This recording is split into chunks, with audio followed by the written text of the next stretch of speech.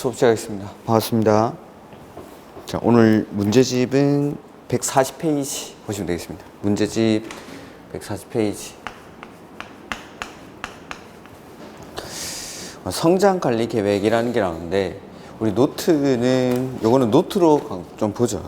노트에 17페이지 정도. 강의 노트의 17페이지에 성장관리계획 구역이랑 성장관리계획이라는 게 나와 있습니다. 그래서 예전에는 성장관리 방안이라고 하던 것들을 성장관리계획으로 변경하고, 이 성장관리계획은 성장관리계획 구역에서의 난개발을 방지하기 위해서 수립하는 계획입니다. 그래서 왼쪽에 성장관리계획 구역이라는 게 나오는데, 지정권자는 특광시군이, 그 다음에 지정대상 지역은 성장관리계획이라는 건 앞으로 개발이 성장 가능성이 높은 지역에다가 수립하는 계획이기 때문에 아직 개발이 안 된 녹지, 관리, 농림, 자연환경 보전 지역을 대상으로 해서 이 성장관리계획구역으로 지정할 수 없는 곳은 주거지역, 상업지역, 공업지역을 성장관리계획구역으로 지정할 수가 없습니다. 그 다음에 그 밑에 1번부터 5번까지 이런 것들 한번 보시면 되고, 그 다음에 지정하는 절차는 주민한테 의견 듣고, 의회한테 의견 듣고, 그 다음에 협의하고 심의해서 이렇게 지정을 합니다. 이렇게. 그 다음에 성장관리계획구역에서 개발행위 또는 건축물의 용도 변경은 그 성장관리계획에 맞게 해야 한다라는 거. 그래서 이제 오른쪽에 성장관리계획이 나오는데, 역시 수립권자는 특광시군. 그 다음에 성장관리계획의 내용은 지구단위 계획의 내용이랑 비슷하다고 했습니다. 지구단위 계획도 개발을 시작하는 곳에, 그 다음에 요 성장관리계획도 개발이 이제 일어날 것 같은 곳, 요런 데다가 수립하는 거니까 대부분의 지구단위 계획의 내용이랑 거의 유사한 거 해서 1번에 도로, 공원 등 기반시설의 배치와 규모, 그 다음에 두 번째 건축물의 용도 제한, 건폐율, 용적률, 그 다음에 세 번째가 건축물의 배치, 형태, 색채, 높이. 지구단위 계획에서는 이게 건축물의 배치, 형태, 색채, 건축선이었는데 여기서는 이제 높이 이렇게 돼 있죠. 그 다음에 환경관리계획, 경관계획 이러한 것들. 그 다음에 건폐율이나 용적률 완화 적용인데, 자,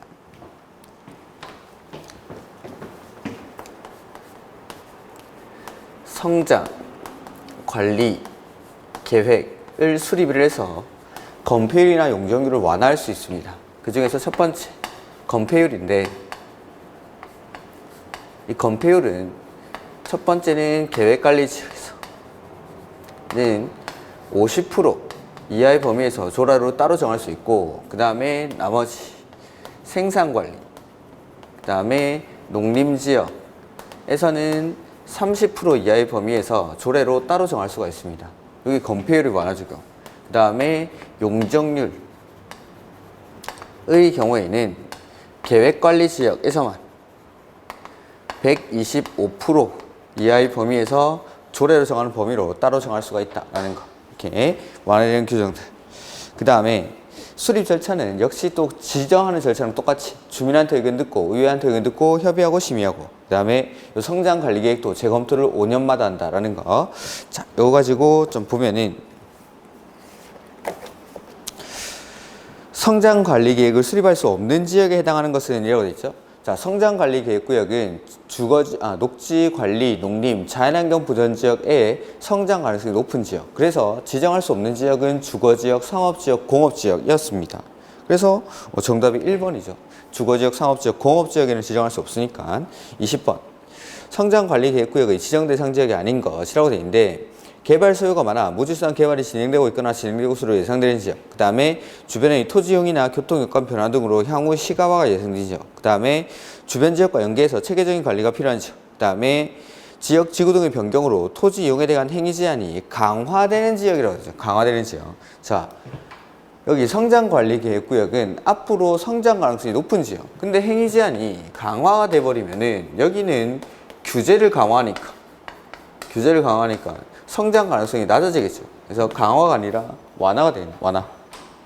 예. 그 다음에 난개발 방지와 체계적 관리가 필요한 지역으로서 대통령령으로 정한 지역 이렇게 돼 있죠. 이렇게. 그 다음에 21번 문제. 틀린 것. 시장 또는 군수는 성장관리계획구역을 지정하거나 변경하려면 대통령령으로 정하는 바에 따라 미리 주민과 의회한테 의견 듣고, 그 다음에 협의, 심의. 그래서 주민한테 의견 듣고, 의회한테 의견 듣고, 협의하고, 심의하고, 이렇게 해서 성장관리계획구역을 지정을 하고, 성장관리계획도 똑같이 계획을 수립합니다. 2번. 시 또는 군의 의회는 특별한 사유가 없으면 30일 내에 시장 군수에게 의견을 제시하며 그 기간을 기한까지 의견을 제시하지 않으면 의견이 없는 것으로 본다. 요거는 60일입니다. 60일. 이렇게. 주민한테 의견 있는 건 뭐 14일, 의회는 60일. 그다음에 협의 요청을 받은 관계 행정기관의 장은 특별한 사유가 없으면 요청받은 날부터 30일 안에 시장 또는 군수에게 의견을 제시한다. 이 절차들이 거의 이제 관리 계획이 결정되는 절차랑 유사하다라고 생각하시면 됩니다. 그 다음에 시장 군수가 성장 관리 계획 구역을 지정하거나 이를 변경한 경우에는 관계 행정기관의 장에게 관계 서류를 송부하여야 하며 대통령 용어로 정하는 바에 따라 이를 고시하고 일반인 열람할 수 있도록 해야 한다. 그러니까 관리 계획이랑 만드는 절차가 똑같다는 게 보면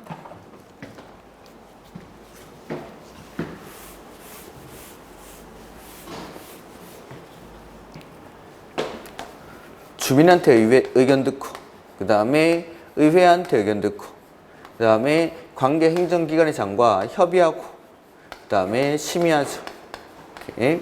그래서 주민한테 의견 듣는 건 뭐 14일이고 의회는 60일 안에 의견을 제시해야 되고 협의 요청을 받은 관계 행정기관의 장은 30일 내에 의견을 제시한다. 뭐 이런 내용들.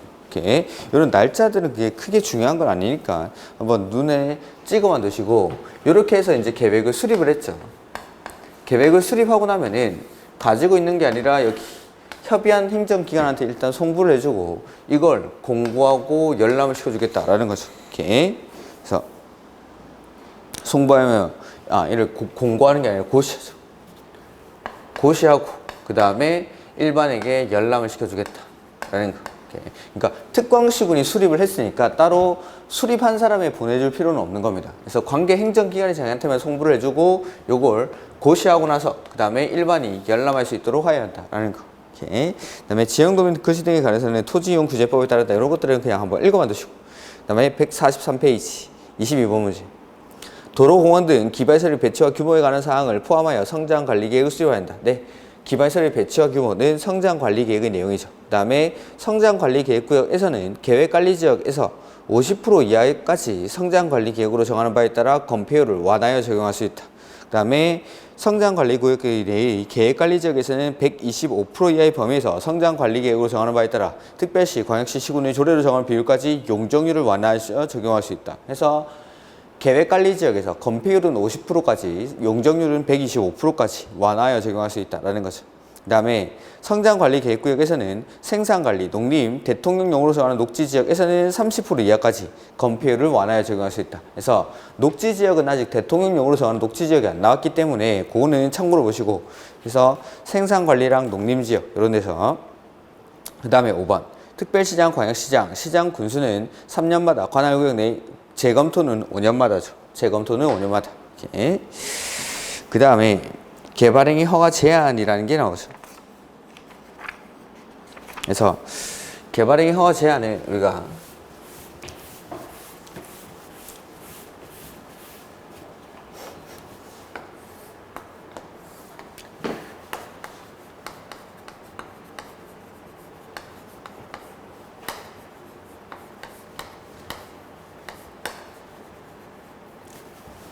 개발행위 허가 제한.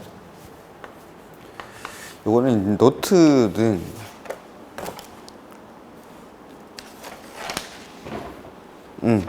바로 앞 페이지에 있습니다. 16페이지.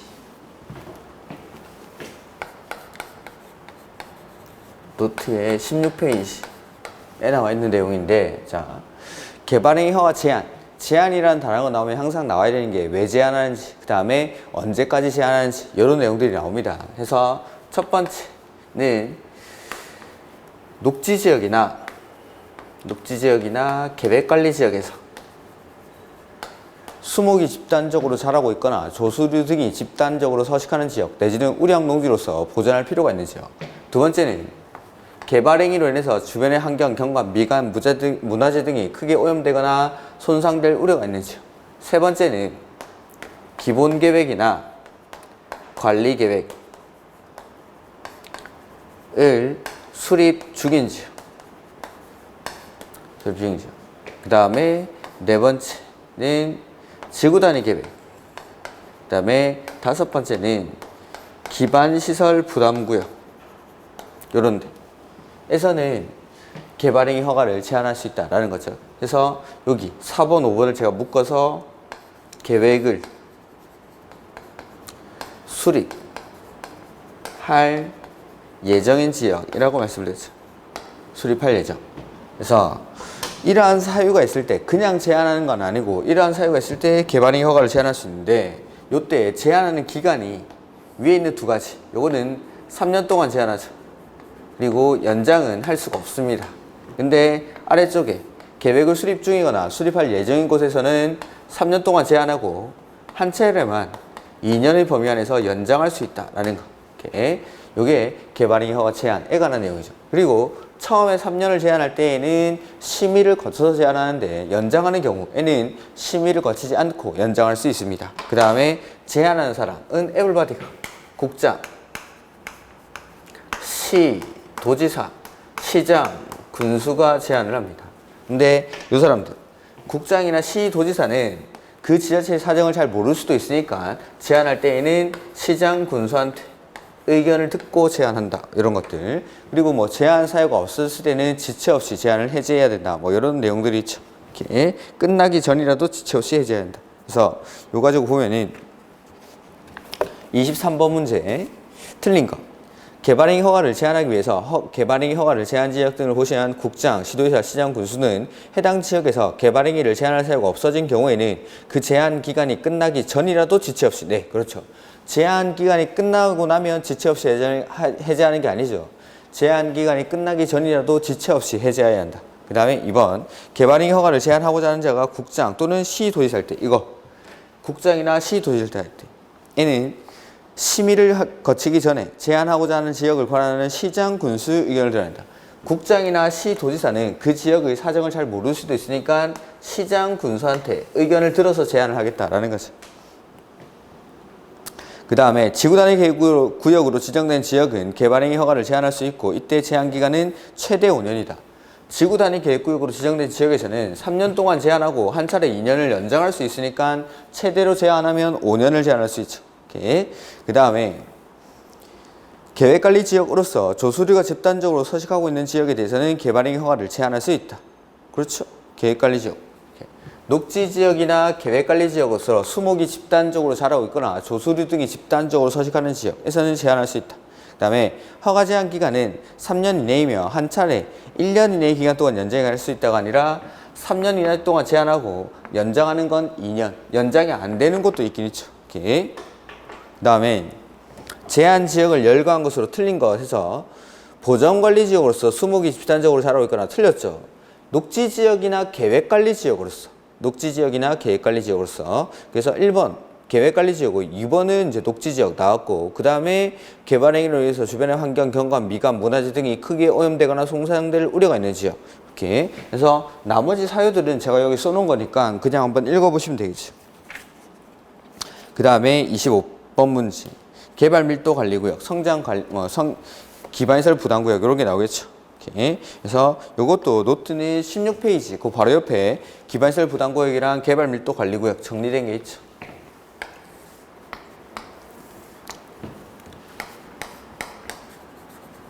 기반시설 연동제라고 부르죠. 노트는 그대로 16페이지입니다. 자, 개발행위가 일어나고 이 개발행위로 인해서 해당 지역의 기반시설이 부족해지게 됩니다. 그럼 이렇게 부족해진 기반시설을 설치를 해야 되는데 이 설치가 처음부터 곤란한 지역이 있고 가능한 지역이 있다라는 거. 그래서 곤란한 곳에 지정하는 게 개발, 밀도, 관리, 구역.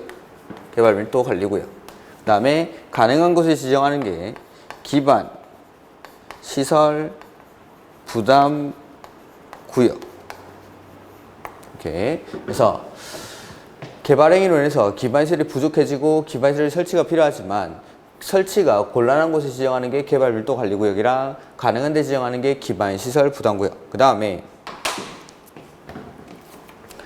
개발 밀도 관리 구역이라는 건 개발 밀도가 이미 엄청나게 높은 곳이기 때문에 이 밀도를 관리하기 위해서 개발 행위를 억제하죠.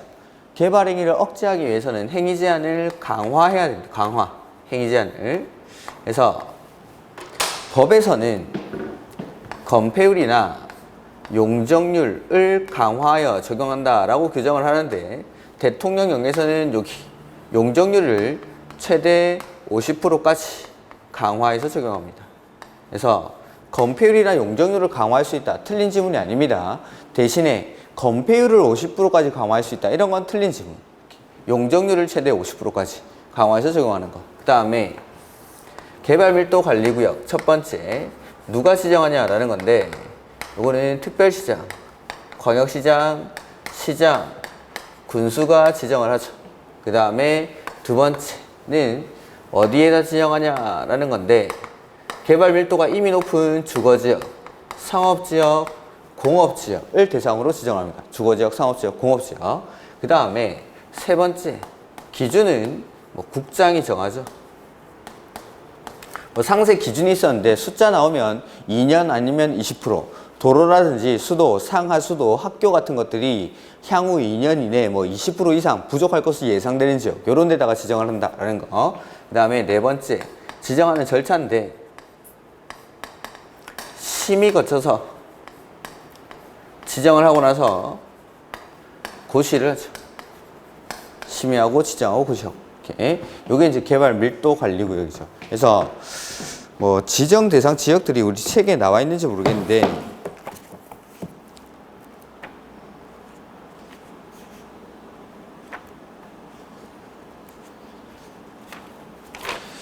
우리 요약서에는 195페이지에 요약서에 기반시설 부담구역, 개발밀도 관리구역으로 지정될 수 있는 지역이 나와 있습니다. 그래서 요약서 페이지는 195페이지.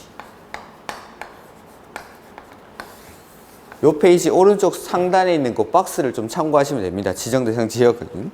그래서 이렇게 지정을 한다라는 거고, 그 다음에 기반시설 부담구역. 기반시설 부담구역은 여기 부족해진 기반시설의 설치가 가능한 지역이기 때문에 이 부족해진 기반시설을 부담을 시키겠다라는 거죠. 부담을 개발행위를 하는 사람에게. 그래서 기반시설 부담구역에서 기반시설 설치 비용을 부담시키기 위해서 기반시설 설치 계획이라는 걸 수립합니다. 이거는 1년 안에 기반시설 부담구역으로 지정된 날로부터 1년 안에 기반시설 설치 계획을 수립하지 아니하면 1년이 되는 날이 다음 날에 기반시설 부담구역의 지정은 해제된 것으로 본다. 그 다음에 이 설치 계획에 따라 기반시설 설치 비용을 부담을 시키는데 그 비용을 부담시킬 때는 모든 개발행위에다가 다 비용을 부담시키는 건 아닙니다. 그래서 개발행위 중 200제곱미터를 초과하는 건축물의 신축이랑 증축에 대해서 비용을 부담시키죠. 그리고 이러한 행위를 할 때 비용을 부담시키는데 그 비용 부담할 때 비용을 부과하는 시기는 이 행위에 대해서 허가받은 날로부터 2개월 내에 비용을 부과합니다. 그 다음에 비용을 납부하는 시기는 사용, 승인, 신청 시까지 납부를 해야 된다라는 거. 부과하는 시기랑 납부하는 시기. 그 다음에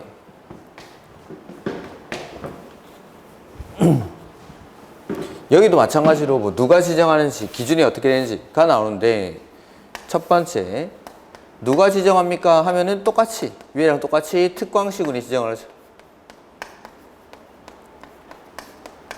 그 다음에 두 번째 어디에 지정하냐라고 하면은 역시 여기는 개발이 시작되는 곳.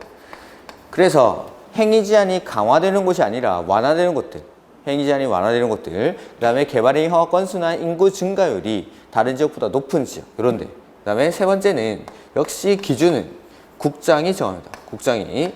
그래서 요 기준에 있던 게 뭐냐면 기반시설 부담구역은 기반시설이 적절하게 배치될 수 있는 규모로 최소 10만 제곱미터 이상이어야 하고 소규모 개발행위가 연접해서 시행될 것으로 예상되는 지역의 경우에는 하나의 단위구역으로 묶어서 지정할 수 있다. 이런 것들. 그 다음에 용도지역 간의 경계선을 따라서 경계선이 분명하게 구분되도록 할 것.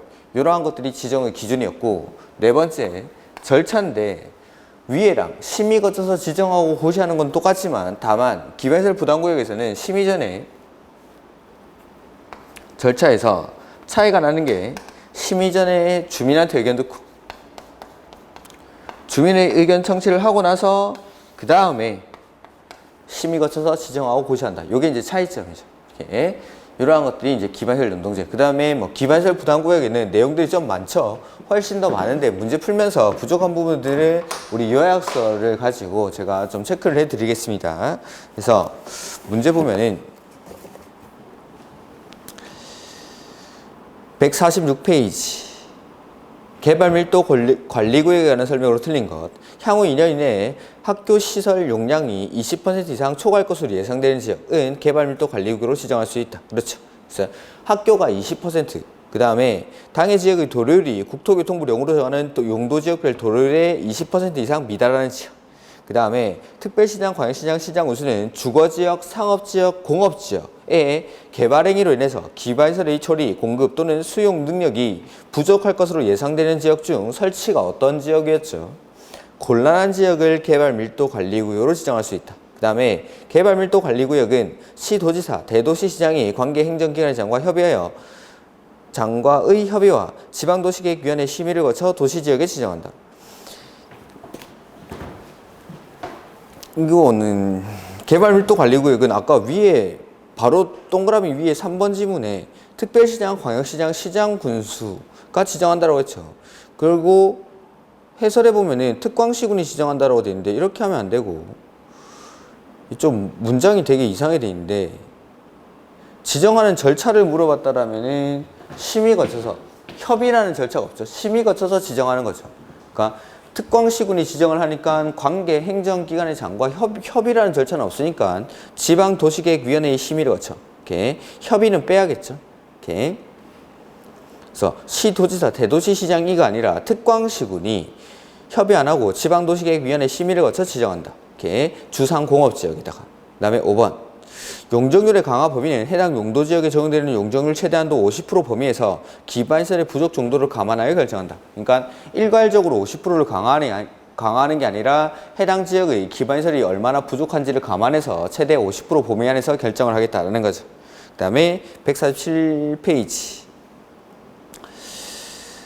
개발밀도관리구역에 관한 설명으로 틀린 것. 개발밀도관리구역의 기반시설의 변화를 주기적으로 검토해서 용적률의 강화 또는 완화하거나 개발밀도관리구역을 해제하는 등 필요한 조치를 취하도록 해야 된다. 그 다음에 개발밀도관리구역은 주거지역, 상업지역, 공업지역에 지정한다. 그래서 1번에 보면은 용적률, 개발밀도관리구역 안에서의 기반시설 변화를 주기적으로 검토한다라는 거죠. 그래서 좀 더 이제 기반시설이 충분해졌다라고 하면은 용적률을 완화할 수도 있고 해제할 수도 있고, 그 다음에 더 아직도 계속 부족하다. 기반시설을 좀 더 이제 용적률을 좀 더 강화할 수도 있다라는 거죠. 그 다음에 개발밀도관리구역은 주거지역, 상업지역, 공업지역과 같이 개발밀도가 높은 곳에 지정을 하는 거고, 개발밀도관리구역은 개발로 인해서 기반시설이 부족할 것으로 예상되나 기반시설 설치가 곤란한 지역에다가, 그 다음에 해당 용도지역에 적용되는 용적률 최대한도 50% 범위에서 용적률을 강화하죠. 그 다음에 개발밀도관리구역 관리 등에 관해서는 필요한 사항은 대통령령으로 정하는 바에 따라 국장이 정한다. 기준을 말하는 거죠. 기준은 국장이 정한다라는 겁니다. 이렇게. 그 다음에 개발밀도관리구역 옳은 것. 개발밀도관리구역이란 기반시설이 부족할 것이 예상되나 설치가 곤란한 지역을 대상으로 건폐율이나 용적률을 강화하여, 완화가 아니라 강화해야 되죠. 강화. 오케이. 그 다음에 2번. 개발밀도관리구역의 경계는 도로, 하천, 그 밖에 특색 있는 지형지물을 이용하거나 용도지역 간의 경계선을 따라 설정하는 등 경계선이 분명하게 구분되도록 해야 한다. 그러니까 개발밀도관리구역이라는 게 지정이 되면 용적률이 최대 반토막이 나다 보니까 이러한 것들은 경계선을 분명하게 구분되도록 이렇게 지정을 해주라라는 거죠. 오케이. 그 다음에 특별시장, 광역시장, 시장군수는 녹지지역에서의 개발로 인해서 일단 대상 지역이 틀렸죠. 개발밀도관리구역은 주거지역, 상업지역, 공업지역에 지정합니다. 주거지역, 상업지역, 공업지역에 기반시설의 처리, 공급 또는 수용력이 부족할 것으로 예상되는 지역 중 설치가 곤란한 지역. 그 다음에 4번 개발밀도관리구역 지정 기준. 기준은 국장이 정하겠죠. 국토교통부령이 아니라 국장. 그 다음에 건폐율의 강화 범위가 아니라 용적률 강화 범위는 해당 용도 지역에 적용되는 용적률 최대한도 50% 범위에서 이렇게 용적률을 강화할 수 있다라는 것. 그러니까 법에서는 건폐율이나 용적률을 강화할 수 있지만 대통령령으로 50%가 같이 나왔을 때는 용적률만 최대 50%까지 강화해서 적용할 수 있다라는 것. 그 다음에 기반시설 부담구역에 관한 설명으로 틀린 것.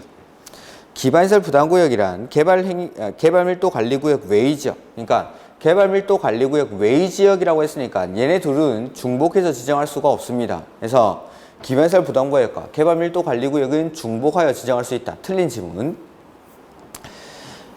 개발로 인해서 도로, 공원, 녹지 등 대통령용으로 정하는 기반시설 설치가 필요한 지역을 대상으로 기반시설을 설치하거나 그에 필요한 용지를 확보하게 하기 위해서 지정고시하는 구역을 말한다. 그 다음에 해당 지역의 전년도 개발행위 허가 건수가 전전년도 개발행위 허가 건수보다 20% 이상 증가한 지역은 지정하여야 한다. 네, 숫자가 나오면 기반시설 부담구역이든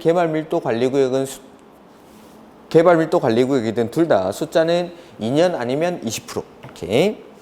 그 다음에 3번 특별시장, 광역시장, 시장 군수는 기반시설 부담구역을 지정 또는 변경하고자 하는 때에는 주민의 의견을 들어야 하며 해당 지방의회에 설치된 지자체에 설치된 지방도시계획위원회 심의를 거쳐 대통령령으로 정하는 바에 따라 이를 고시해야 한다. 그래서 여기 보면은 지정 절차죠. 기반시설 부담구역과 개발밀도관리구역의 가장 큰 차이는 주민한테 의견을 듣는다는 거. 그래서 여기 기반시설 부담구역에서는 주민한테 의견을 듣고 그 다음에 심의를 거쳐 지정을 하죠. 그리고 나서 고시를 해야 된다라는 거. 이렇게. 그 다음에 기반시설 부담구역의 지정고시로부터 3년이 아니라 1년 이내에 설치 계획을 수립하지 아니하면 1년이 되는 날이 다음 날에 기반시설 부담구역의 지정은 해지된 것으로 본다.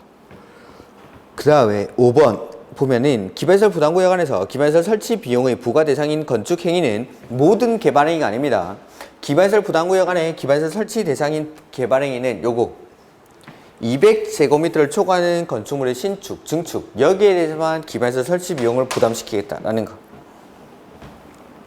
다만 기존 건축물을 철거하고 신축하는 경우 기존 건축물의 연면적을 초과하는 건축 행위에 대해서만 부과 대상으로 한다라는 거. 이렇게.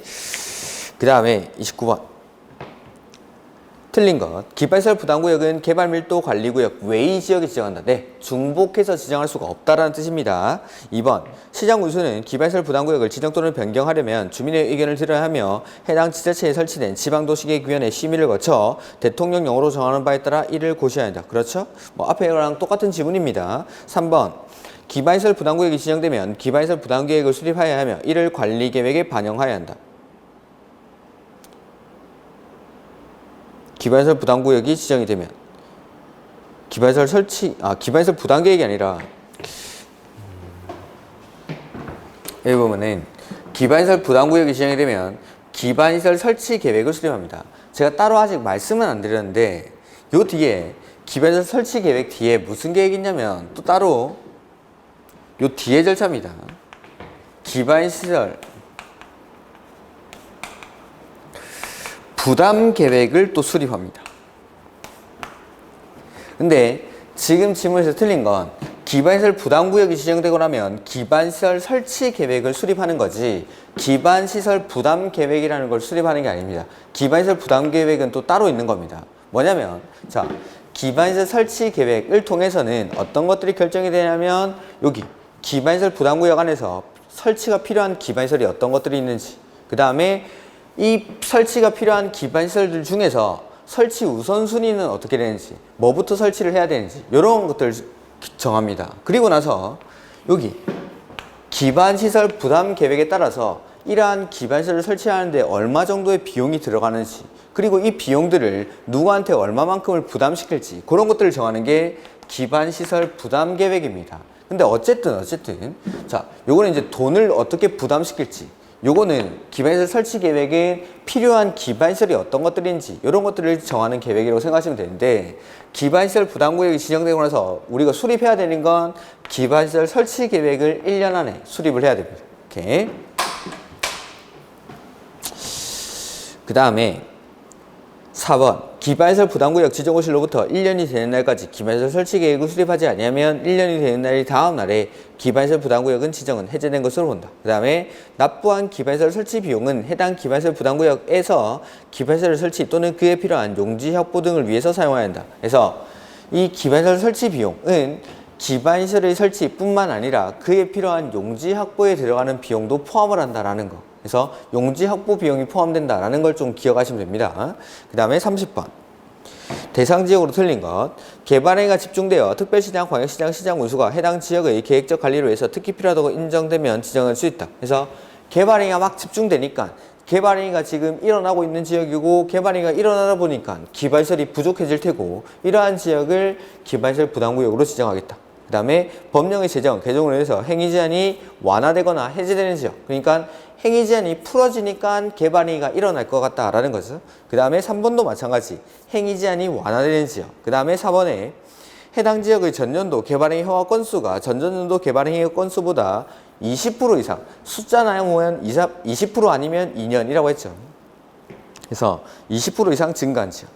그 다음에 5번에 인구 증가율 역시 20% 이상 높은 지역. 이런데. 그 다음에 기반시설 부담구역 등에 관한 설명으로 옳은 것. 기반시설 부담구역은 개발밀도관리구역과 중복해서 지정할 수가 없죠.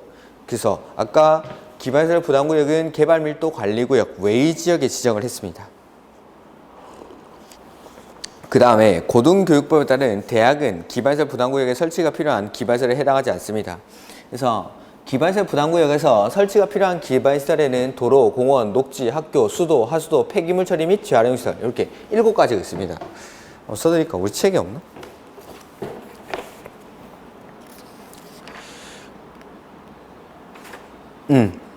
우리 책에 196페이지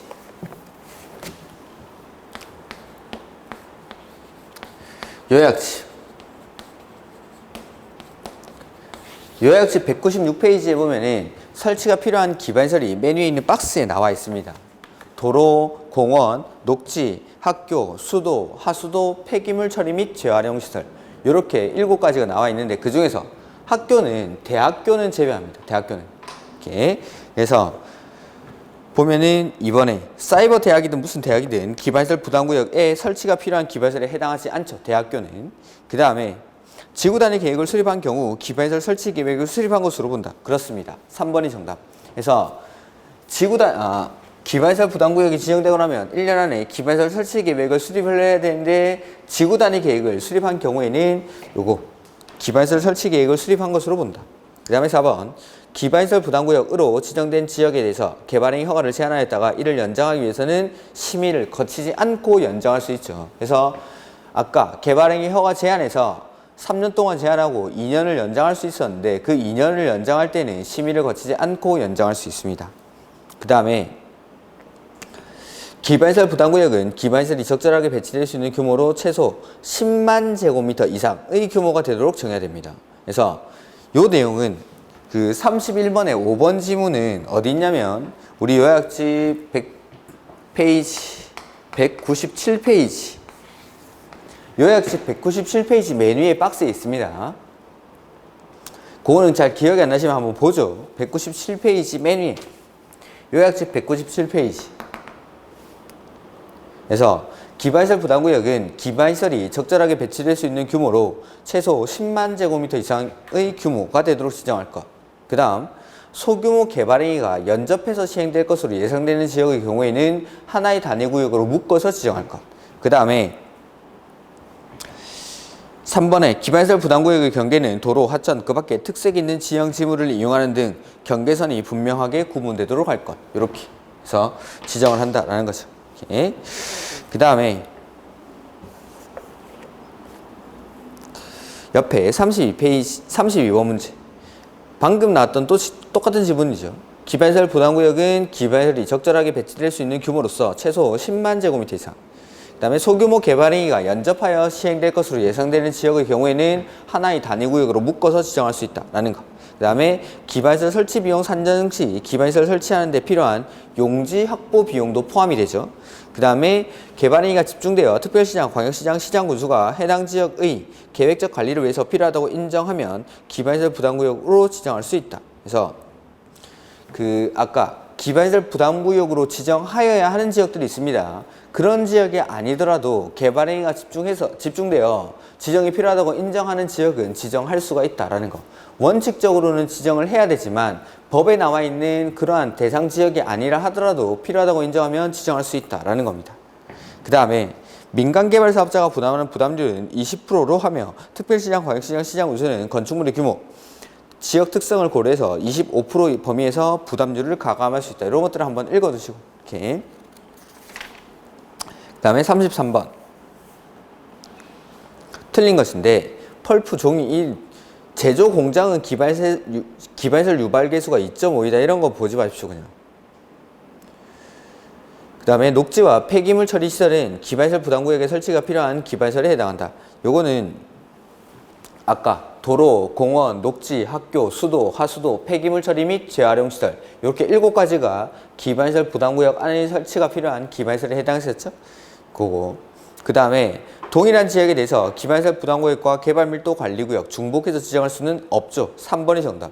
그 다음에 4번 기반시설 설치 비용을 부과받은 납부의무자는 납부기일의 연기 또는 불납부가 인정되지 않는 한 여기 납부하는 건 사용 승인 신청 시까지 납부하는 건 사용 승인 신청 시까지. 그 다음에 기반시설 유발 개수는 일종근생이 숙박시설보다 크다. 네, 일종근생은 1.3입니다. 숙박시설은 잘 모르겠어도 일종근생이랑 판매시설이 제가 1.3이다 라고 했었죠. 그 다음에 숙박시설은 1.0입니다. 그래서 일종근생이 더 큽니다. 그 다음에 도시군 계획시설이 나오는데 요거는 우리는 노트는 좀 앞쪽으로 가야 됩니다. 노트는 11페이지.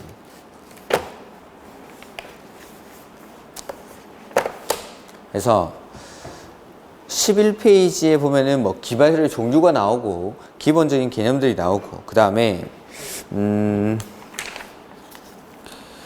지금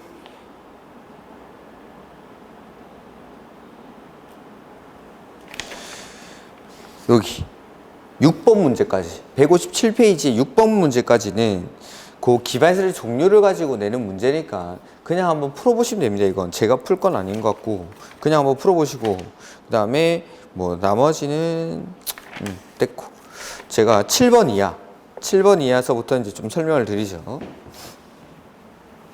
우리 노트는 11페이지에 나오는 내용입니다.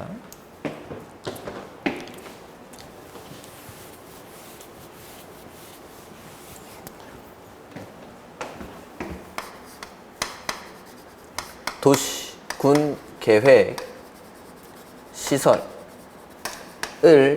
설치하고 관리하고에 관한 내용이죠. 그래서 도시군 계획 시설을 설치하려고 합니다. 원칙은 관리 계획으로 도시군 계획 시설을 설치하려고 할 때에는 원칙 관리 계획으로 합니다. 이게 조문에는 어떻게 되냐면 지상, 수상, 공중, 수중, 지하에 기반 시설을 설치하려면 그 종류, 명칭, 위치, 규모 등을 관리 계획으로 결정해야 한다라고 규정이 되어 있습니다. 이렇게. 그래서 원칙은 관리 계획으로 해야 되는데 두 번째 예외적으로 관리 계획 절차를 거치지 않고 설치할 수 있는 기반 시설이 있습니다. 이거는 나중에 문제풀이 하면서 어떤 건 뜻인지 말씀을 드릴 거고 세 번째 기준은 국토교통부령으로 정합니다. 도시군 계획시설의 설치에 관한 기준은 국토교통부령으로. 이거 지금 우리 노트의 11페이지에 나와 있는 내용입니다. 그 다음에 네 번째 도시군 계획시설 설치에 따른 보상은 따로 법률로 정하죠. 따로 법률로.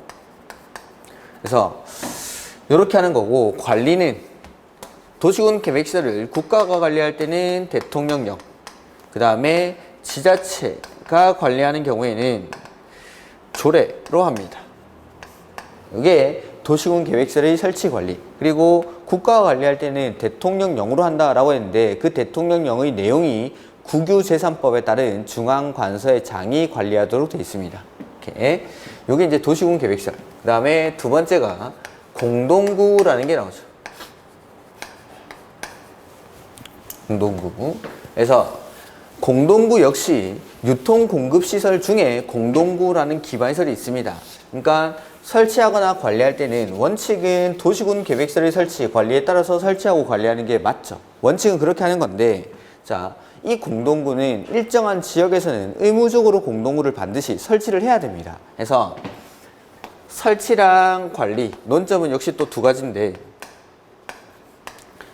어디에서는 이 공동구를 의무적으로 설치를 해야 되냐라는 거죠. 그래서 공동구를 의무적으로 설치를 해야 되는 곳. 여기가 첫 번째, 면적은 200만 제곱미터를 초과하는 6곳이 있습니다. 6곳. 이 6곳이 개발이 시작되는 곳이었죠. 그러니까 개발을 시작하는 단계에서 콘크리트관을 묻고 시작하겠다라는 거죠. 도시개발구역, 택지개발지구, 경제자유구역, 정비구역, 공공주택지구, 도청, 이전, 신도시 이렇게 6군데입니다. 아마 우리 해설에 또 나와 있을 겁니다. 도시개발구역, 택지개발지구, 경제자유구역, 정비구역, 공공주택지구, 도청, 이전, 신도시 이렇게 6군데. 이런 데서는 공동구를 설치를 할 수 있다가 아니라 하여야 한다. 의무니까. 그 다음에 이렇게 공동구를 설치했을 때 얘는 설치할 때 이제 비용이 들어가겠죠. 돈이. 설치 비용은 사업 시행자와 점용 예정자가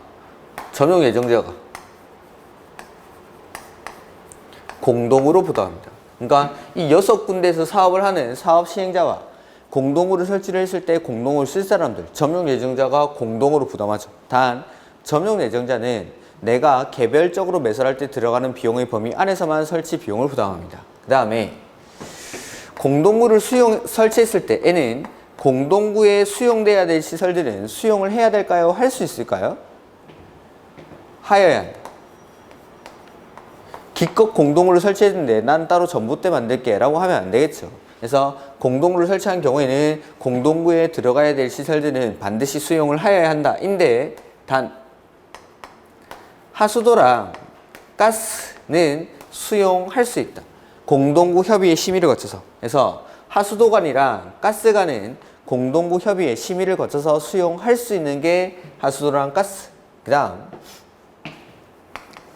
관리를 하기 전에 이렇게 공동구 설치에 관한 공사가 완료된 경우에는 공동구 설치 위치, 설계 도면, 공동구에 수용될 시설의 종류 등을 공동구 점용 예정자들에게 개별적으로 통지를 해줍니다. 이거 일간신문에 공고해야 한다 라고 한번 나온 적이 있는데 그렇게 하는 거 아닙니다. 일간신문에 공고를 하는 게 아니라 개별적으로 통지한다 라는 거. 그 다음에 공동구 관리는 원칙, 특별시장, 광역시장, 시장, 군수가 관리를 하는데 효율적으로 관리하기 위해서는 위탁에서 관리할 수가 있습니다. 그 다음에 관리할 때도 이제 비용이 들어가는 거죠. 관리할 때 들어가는 비용은 점용하는 자가 부담합니다. 점용하는 자가. 면적을 고려해서 관리자가 정해줍니다. 면적을 고려해서 관리자가. 그 다음에 나는 공동구 설치 비용을 납부하지 않은 사람인데 이 공동구를 쓰고 싶은 거죠. 그런 사람들은 몰래 써야 됩니까? 허가받고 씁니까? 허가받고. 그 다음에 공동구 안전 및 유지 관리 계획은 몇 년마다? 5년마다 수립 시행해야 되고 안전점검은 1년에 1회 이상 이렇게 시행을 해야 된다라는 거. 여기 이제 공동구에 관한 내용. 그 다음 광역시설이라는 게 나오죠. 광역시설은 기반시설 중에서 광역시설은 기반시설 중에서 둘 이상의 관할구역에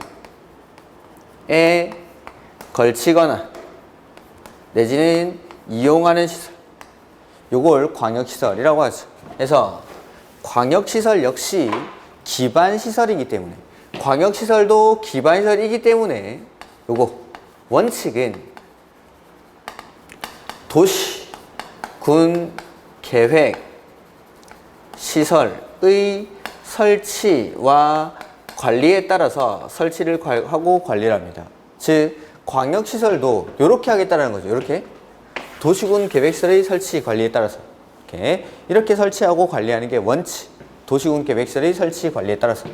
다만 자, 원칙은 도시군 계획시설의 설치 관리에 따라서 하는데 광역시설은 둘 이상이기 때문에 여기서부터 쓰는 건 이제 예외죠. 예외. 이렇게도 할 수 있다는 거. 원칙은 이렇게 해야 되는데 이렇게도 할 수 있다라고 해서 첫 번째 협약을 체결하거나 협의회 등을 구성해서 설치 관리할 수가 있습니다. 다만 협약의 체결이나 협의의 구성이 이루어지지 않을 때에 관할이 같은 도의 관할구역에 속할 때에는 도지사가 직접 광역시설을 설치 관리할 수 있습니다. 그 다음에 국가계획으로 설치하는 광역시설은 법인이 설치 관리할 수 있다. 이게 이제 광역시설의 설치 관리에 관한 내용이죠. 자, 요거 가지고 문제를 한번 풀어보죠. 158페이지. 자, 앞쪽에 있는 내용들은 다 기반시설 종류 물어보는 거니까 혼자 풀어보시기 바랍니다.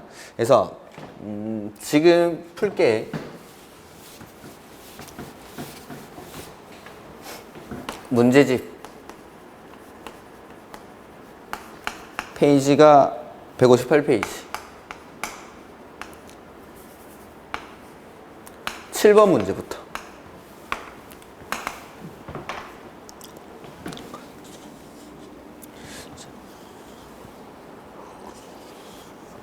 국토의 계획 및 이용에 관한 법령상 도시지역 및 지구단위 계획구역 외의 지역에서 도시군 관리계획으로 결정하지 아니하여도 설치할 수 있는 기반시설에 해당하지 않는 것은 이렇게 되어 있죠. 그래서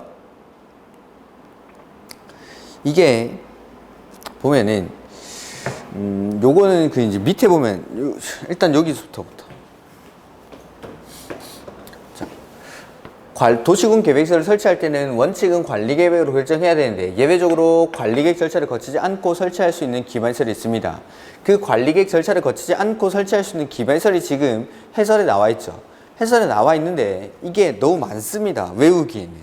보면은 1번에 기읍, 주차장, 차량검사 및 면허시설, 공공공지, 열공구설비, 방송통신시설, 시장, 공공청사, 문화시설, 공공필요성이 인정되는 체육시설, 연구시설, 사회복지시설, 그 다음에 뭐 공공직업훈련시설, 요거 말고도 더 많은 것 같은데 요거 아무튼 기억에 있는 것들, 그 다음에 니은에 점용 허가 대상인 공원 안에 설치하는 기반시설 이런 것들은 관리계획 절차를 거치지 않고 설치할 수 있습니다. 그러니까 자 이걸 따로 외워서 풀기보다는 제가 푸는 요령을 말씀드리겠습니다. 그걸 보기 위해서 8번 옆에 있는 8번 문제 1번 지문을 볼 건데 자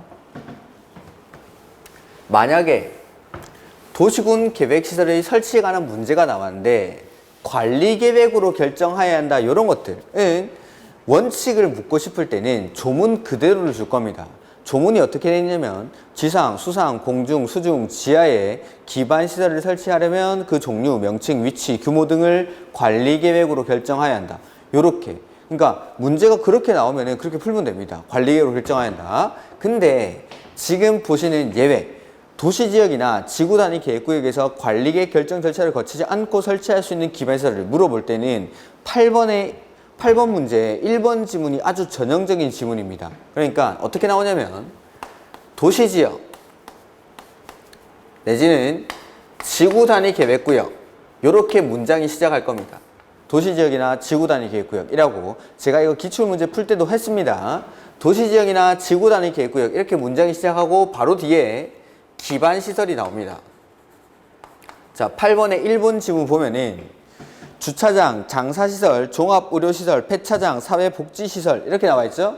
그리고 여기에 들어갈 수 있는 기반시설이 뭐냐면 지금 7번 문제 해설에 있는 거 기역에 있는 그 시설이 들어갈 겁니다.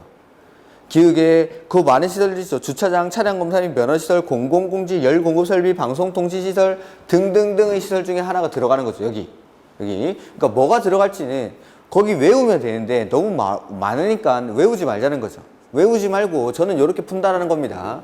도시지역이랑 지구단위 계획구역에서 어떤 기반시설을 설치할 때 문장의 맨 끝에 관리계획으로 결정하여야 한다 이렇게 나오면은 이건 그냥 틀린 지문으로 간주를 하죠.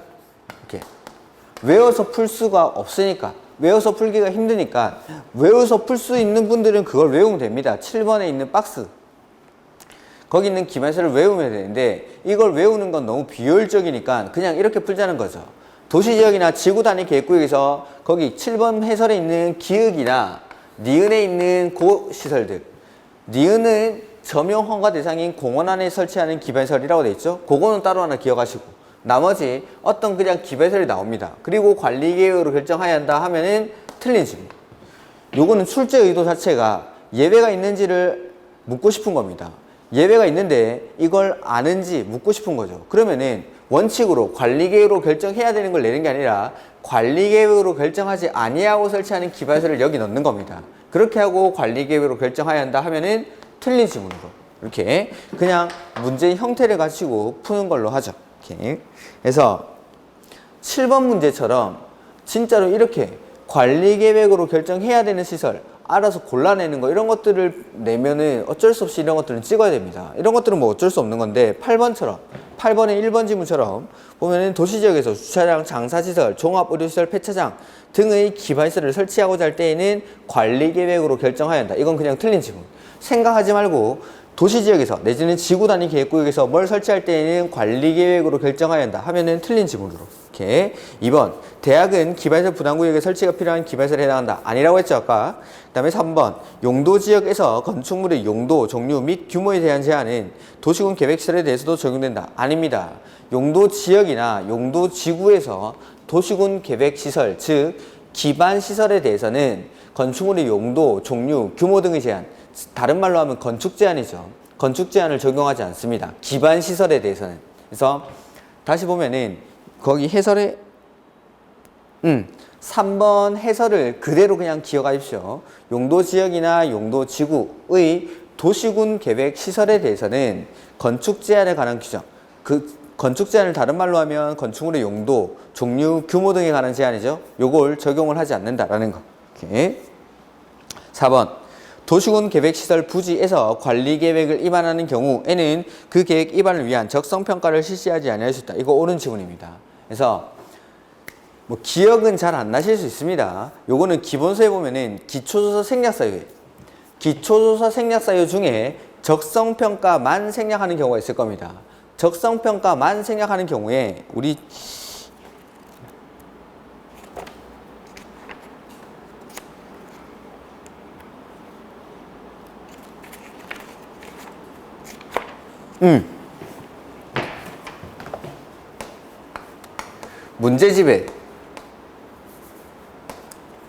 문제집 해설 중에 49페이지 문제집 49페이지에 가면은 요 기초조사 생략사유가 나와 있습니다. 요거 문제집 49페이지 그래서 그 기초조사 생략사유에 보면은 3번 뭐 적성평가 생략사유라고 있고 시읒에 적성평가 생략사유 중에 시읒에 나와 있는 내용입니다. 시읒에 여기 보면은 지구단위 계획구역이나 그 도시군 계획시설 부지에서 관리계획을 위반하는 경우에는 적성평가를 생략할 수 있다라고 되어 있습니다. 이렇게 도시군 계획시설 부지에서 지구단위 계획구역에서 관리계획을 위반할 때는 여기 우리 문제집 49페이지 해설에 나와 있습니다. 기초조사 생략사유가 그거 좀 참고하시면 되겠습니다. 그 다음에 5번에 하수도관, 가스관은 공동구 협의회 심의를 거쳐 수용할 수 있다죠. 있다. 그래서 공동구를 설치한 경우 공동구에 수용될 시설들은 반드시 수용을 해야 되는데 하수도관이랑 가스관은 공동구 협의회 심의를 거쳐서 수용할 수 있다라는 거. 그 다음에 9번 문제. 틀린 것. 도시군 계획시설을 공중, 수중, 수상 또는 지하에 설치하는 경우 그 설치로 인해서 건축물 소유권의 행사에 제한을 받는 자에 대한 보상 동그라미 할까요? 보상? 도시군 계획시설 설치에 따른 보상은 따로 법률로 정한다라고 했죠. 따로 법률로. 그 다음에 이번에 기반시설을 지상, 수상, 공중, 수중, 지하에 설치하고자 할 때에는 원칙적으로는 관리계획으로 결정한다. 그러니까 관리 계획으로 결정해야 된다라는 걸 묻고 싶을 때는 이렇게 조문 그대로를 준다라는 겁니다. 주상, 수상, 공중, 수중, 지하에 기반 시설을 설치하려면 그 종류, 명칭, 위치, 규모 등을 관리 계획으로 결정해야 한다. 다만 예외가 존재하죠. 관리 계획 결정 절차를 거치지 않고 설치할 수 있는 기반 시설이 있습니다. 3번 다른 법률에서 도시군 계획시설의 관리에 관해서 따로 정하고 있는 경우 당해 법률에서 정하는 바에 따라 이를 관리할 수 있다. 그렇겠죠. 그 다음에 4번 국가가 관리하는 도시군 계획시설은 대통령령. 그 다음에 5번 공동구가 설치된 경우 당해 공동구에 수용되어야 할 시설은 반드시 공동구에 수용을 해야 되죠.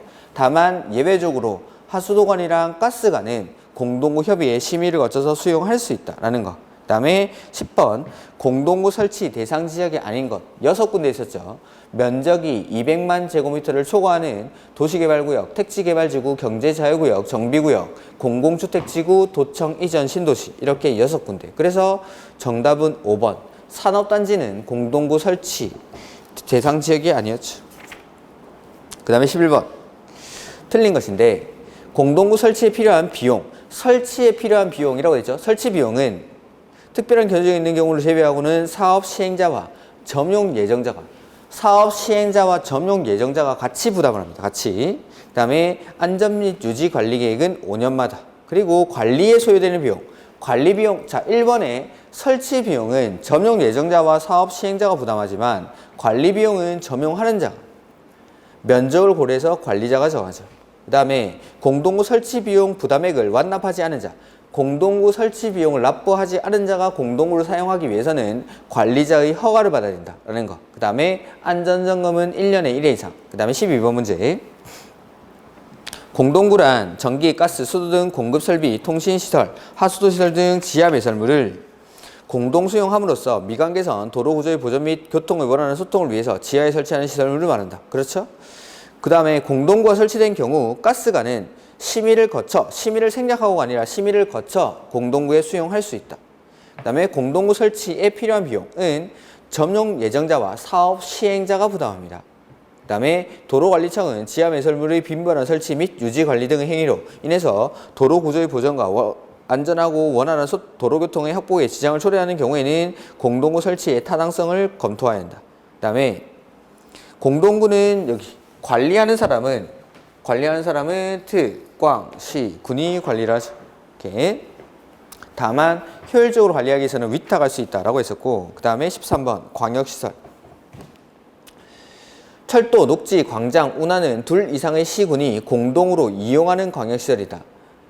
이거는 뭐 걸치는 이용시설인데 뭐가 걸치는 시설인지 뭐가 이용하는 시설인지까지 구분하는 건 별로 뭐 효율적이지 못합니다. 그냥 이렇구나라고 생각하시고 걸치는 시설들은 철도, 운하 이렇게 길다란 것들은 걸치는 시설이라고 생각하시면 됩니다. 뭐 송유관 이런 것들까지.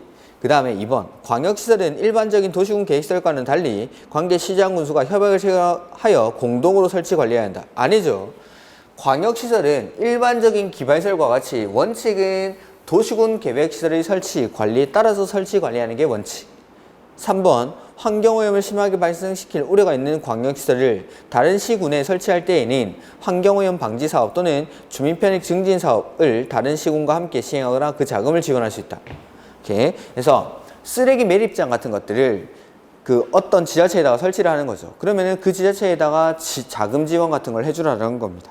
그 다음에 4번 국가계획으로 설치하는 광역시설은 국장이 아니라 법인이 그 다음에 광역시설 설치 관리는 원칙적으로는 요거 도시군 계획시설의 설치 관리에 따라서 설치하고 관리한다. 옳은 것은 5번. 그 다음에 14번 이하는 쉬었다가 보도록 하죠.